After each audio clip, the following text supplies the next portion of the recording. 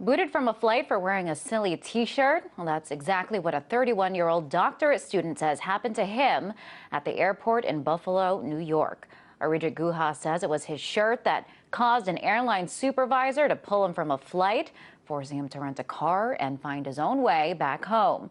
Now, this is the shirt that he says sparked it all. As you can see, it has a mock Department of Homeland Security seal. Around it are words bomb, ZOMG, ZOMG terrorist, and alert level blood red, run, run, take your shoes off, or take off your shoes. Now, Arijit did pass TSA security. It was the pilot and airline personnel that decided he couldn't fly despite passing extensive security. In his blog, Arijit details the whole ordeal, from being banned from flying to the searching of his belongings to the interrogations that followed. But he believes this is about more than just his T-shirt. To discuss, his RT correspondent Ramon Galindo joins us now from LA. Hi, Ramon. So is this yet another example of freedoms being compromised in the name of security, or is this a necessary precaution? That's definitely the buzz around the internet today. Now, this story is definitely getting a lot of attention here in the U.S.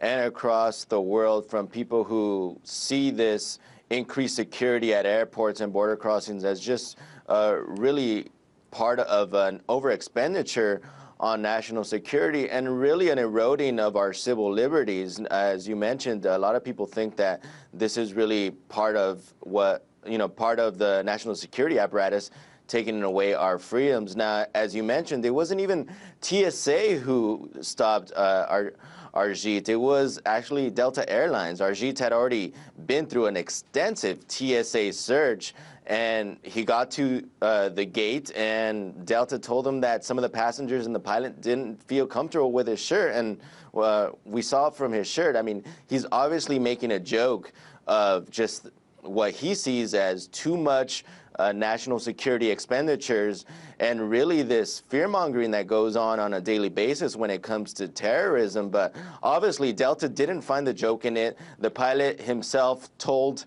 the crew that he didn't want Arijit on the plane, and they ended up having to take a plane the next day. So, and this is after several searches, and he even changed his shirt. So despite the fact that he went ahead and changed his wardrobe, went through several searches, it's quite surprising they still didn't let him on simply because the pilot said, "Oh, I don't want that guy on there."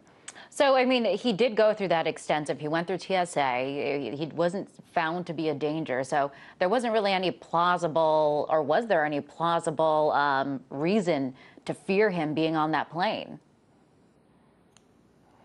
That's right. Well, Arijit, besides how ridiculous he thinks that this is, the fact that, Delta thought that his shirt was inappropriate and was scaring passengers. I mean, he also believes that this is really part of a bigger problem of him driving or flying while brown. He believes that this is another case of racial profiling. I mean, he points out to the case of last year when a couple of Muslim scholars were taken off of a Delta flight because the pilot said that that he did not feel comfortable with them on the flight. And we are getting new reports from Homeland Security that there have been several reports of racial profiling happening at airports in Newark, Boston, and even in Hawaii. So definitely he's pointing towards a bigger problem. But many people bring up the fact that when it comes down to it, these even though it was Delta in this case which stopped them, in many cases it's TSA who is really becoming too intrusive into people's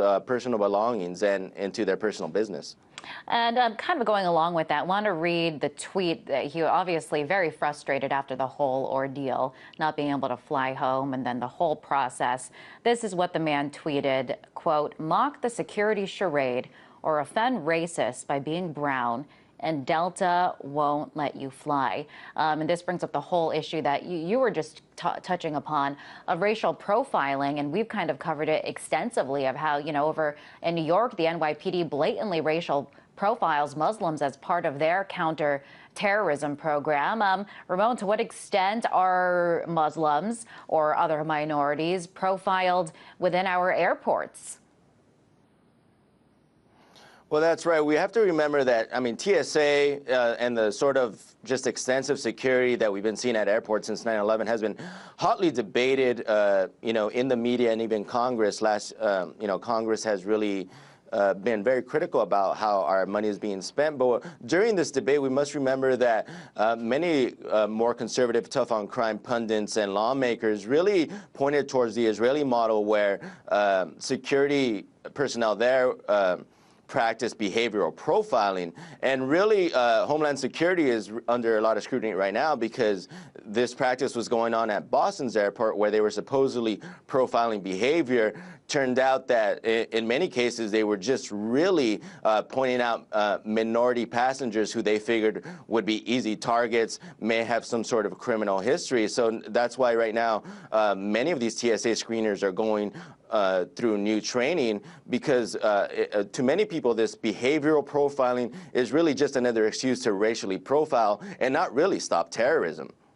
And I want to bring up this poll. According to a recent Gallup poll, the TSA has not such a dismal approval rating here in the U.S. It's at 54% right now, but that's higher than President Obama's 53% rating and Congress's 16% approval rating. Pretty bad there. But so people seem to, at least a good amount of people, don't mind the TSA to a certain extent. But when people hate the TSA, they really hate it. I mean, who could forget this example, Ramon?